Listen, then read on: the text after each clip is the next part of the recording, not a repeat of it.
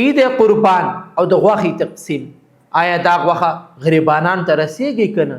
جی ناظرین تاسو ګورئ اباسین خبر، زه یم ستاسو خوښ شاهد جان زیب. که تاسو چینل باندې نوي یاست چینل لایک او سبسکرایب هم ضرور کوئ. د لوی اختر ورځ د احسان محبت قربانۍ ورځ ده، خو مهم سوال دا دی چې آیا د قربانۍ غوښه رښتیا هم هغه خلکو ته رسیږي کوم چې تر ټولو نه زیات ضرورتمند دی؟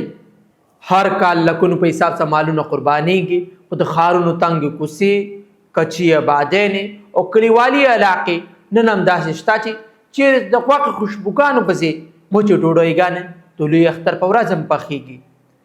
د اختر په ورځو کې زرګونو حساب سره داسې کورنۍ چې د هغو ماشومان صرف دې خبرې ته خوشحاله شي چې غوښه پخېږي، خو دوی پتیلې د غوښې نه خالي. د دغه علاقو ته د قربانۍ غوښه رسېدل اکثر وخت یو نعمت او خوش نصیبۍ نه کمه نه وي. قربانۍ اصل مطلب ایثار دی، خو افسوس دا دی چې زموږ رویې اوس نمایشي شوي دي.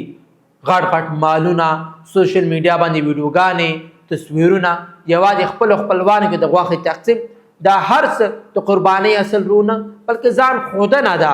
موږ کله دا سوچ کړی چې کومه غوښه موږ نه فالتو ده، هم هغه خوا ممکنه ده ډېر غریبو د اختر یو ځینې خوشحالي وي. بېشکه ډېرې فلاحي ادارې NGOs هر کال قرباني او غوښه مستحقو خلکو ته رسوي. دا کار د ستاینې وړ دی، خو دا انفرادي ذمهواري بدل نشي کېدی.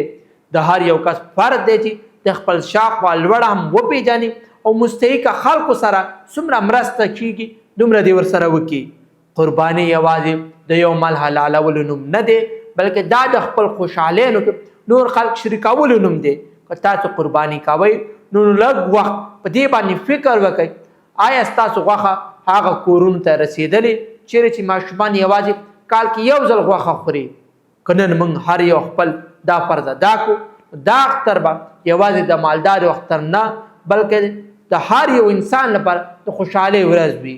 جی ناظرین که تاسو داسې مزید اپډیټس کتل غواړئ اباسین خبر لایک او سبسکرایب ضرور کوئ.